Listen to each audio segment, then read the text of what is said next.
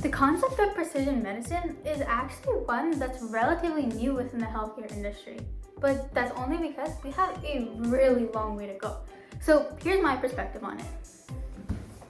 So one day, I was walking back home with one of my family members from our local health clinic. We had just picked up a prescription to treat their diabetes called metformin. These drugs work to tackle areas in your body. In the case of metformin, it reduces the amount of sugar your liver excretes in the body and allows your body to react better to insulin. However, these drugs often have the ability to also harm parts of the body completely separate from the issue. We have been relying on these drugs for many years now, and although they save countless lives each year, their efficacy is becoming iffier and iffier. There is a solution though, through the use of nanotechnology. Now, going back to our problem of precision medicine, nanotechnology has advanced farther than any field with, drumroll please, drug-eluting nanoparticles, or DENs for short. DENs can be categorized into 3 categories.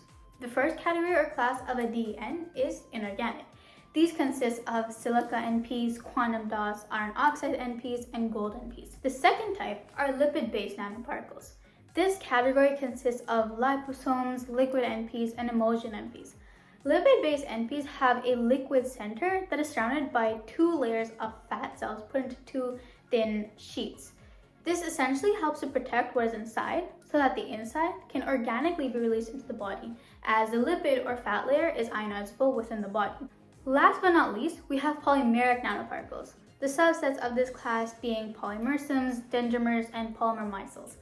Polymeric NPs, in simple terms, can be thought of as a combination between lipid and inorganic NPs, as they can be made with both, allowing them to be so effective in drug delivery, which is why today we are going to be learning about how they work and what these NPs do exactly. So let's get into it. Polymeric nanoparticles can come in many different structures with unique characteristics. In polymeric nanoparticles, the most commonly used can be broken down into 2 groups, nanocapsules and nanospheres. So we're going to be specifically looking at dendrimers, a subclass of nanocapsules. A nanocapsule can range in size from 10 nanometers to 100 nanometers. Generally, they can be made up of a liquid or solid core and are surrounded by a membrane made up of natural or artificial polymers. Dendrimers are described as hyperbranch macromolecules, and this means that they have a perfectly controlled and defined structure. Dendrimers, a subclass of nanocapsules, can be most recognized for their branch-like features. It's for this reason that they have a complex 3-dimensional structure. A dendrimer has 3 most important and basic layers to its structure. The method we'll be going through is the nanoconstruct approach, where the dendrimer is covalently built. First off, we have the core.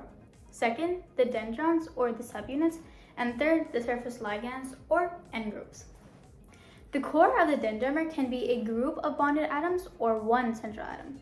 This core is multifunctional, as this is where the drug is actually loaded, and also allows for the growth of the dendrimer stimulated through the dendrons. But we'll get more to this later. Since the dendrimer is a type of nanocapsule, it consists of an inner and outer shell. The inner shell consists of the core and the internal drug cavities, while the outer shell includes the end groups and dendrons. To start off with the core reagent, this part is extremely reactive as it needs to facilitate other reactions that will form and make the foundation for the other layers of the dendrimer. We can use the example of the radical NH2. NH2 is an amino radical, and it was once ammonia, NH3. However, due to chemical interactions, ammonia can lose 1 hydrogen atom, causing the compound to lose 1 electron, making it a radical. And so it will constantly be on the lookout to find an electron to join the family. This is where our core reagent comes in. NH2, or the amino radical, with its high reactivity, comes into contact with CO2H, or carboxylic acid.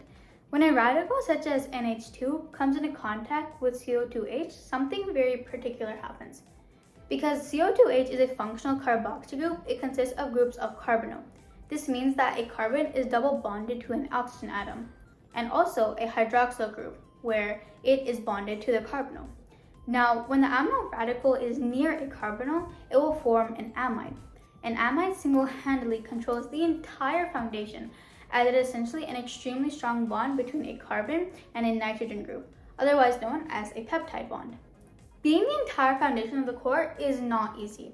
However, this amide bond is one of the most common and important chemical bonds. This gives them a really large advantage to come together with other molecules for effective chemical, molecular, and biological sensing and targeting. This conjugation is carried out through amide linkage. When amide linkage takes place, the amino acid, NH2, links with the carboxyl group.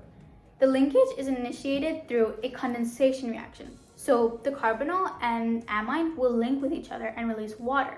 So our core is wet. With these changes, what also ends up happening is the formation of a polar hydrophilic amino acid. When a polar amino acid, which is simply an amino acid with an OH or NH2 group, is in an aqueous environment, is able to conjugate with other groups to make hydrogen bonds. These types of amino acids have lipophilic properties and have the tendency to stick to the outside of proteins as side chains. So these lipophilic amino acids attach to our proteins and form a sort of circle. This also makes the core love to accumulate lipids and does not want water molecules to come in but lipids. It's also important to remember our core does consist of reactions which release H2O, but these lipids are likened to water, so it works out perfectly. We want these nanoparticles to go through cells. However, there's one problem. Cells have a semi-permeable membrane, meaning they only allow certain things to go in. And even if they allow certain substances to go in, every substance varies on how much time it takes to go through the membrane. This is why drugs for nanoparticles are designed as lipid-based. Lipids are used as they improve absorption, meaning in a cell they can diffuse the fastest to attack the infected areas. Now that we know our drug is lipid-based and our core is protected by amino acids that have lipophilic properties, which means they like lipids and want to bring them closer to them. If this is not already so efficient, our core is also wet. This may seem that it can damage the drug, but the types of lipids particular for NPs are called membrane lipids. These lipids, hence the name, are the group of lipids that make the protective lipid bilayer of our cells. You may be wondering that usually things are either hydrophilic or lipophilic. With lipids, this is possible because lipids are amphiphilic, meaning that they have one region that is soluble and attracted in lipid-like areas and another region that is soluble and attracted to water. These lipids can then come in and bind to each part perfectly. Finally, our drug is in and the inner shell complete. It's now important we move on to the second layer, the sub-branching units. Dendrons. The second basic layer in the dendrimer can be thought of as essentially having the same structure as branches on a tree. There's one catch though. These dendrons are almost completely identical, allowing for effective drug delivery, as each branch is easily in control and facilitated by the initiator core. This is where the concrete construction of the dendrimer begins. In an effort to not get into the synthesis too much, I will say that through chemical reactions, these branching layers are added over and over again, with more on each new layer called a generation. As the dendrons branch into new, larger layers, they make globular proteins that have hydrophilic and lipophilic regions. What is key about globular proteins is that they fold in such a way that the hydrophilic region of the protein is faced outwards and the hydrophobic inwards. This keeps the core protected from exterior water, but attracts lipids that are likened to water. Now for the surface ligands, also known as peripheral groups or end groups. Peripheral molecules are proteins that are formed from the amino acids of the dendrons when they interact with the lipid bilayer of a cell membrane. The peripheral proteins then become bounded to the cell temporarily, however, do not enter it. You may be asking then, how does an NP actually detect if it is targeting an infected cell? Well, it is similar to how we might dip a donut into powdered sugar. The donut will collect some of the powdered sugar, and so now the powdered sugar is a part of the donut.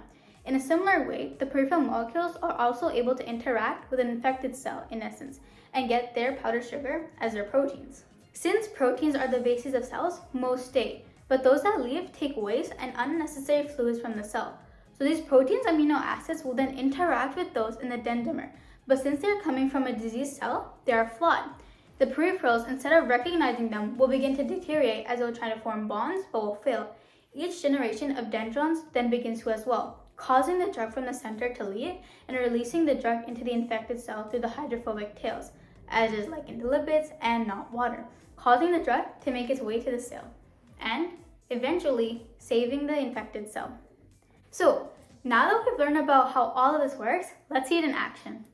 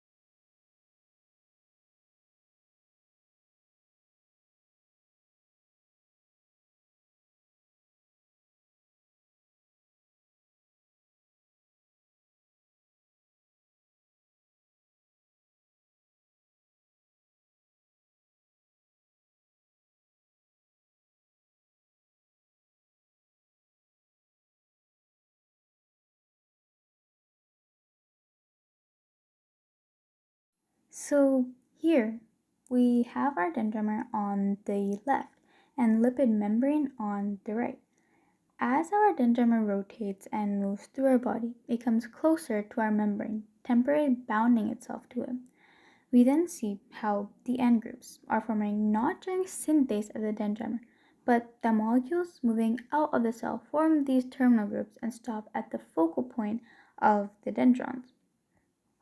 Our dendrimer now starts its degradation process. As the molecules move away, the dendrimers start to break apart at each generation, releasing our drug into the cell. So we just saved the cell. That's crazy.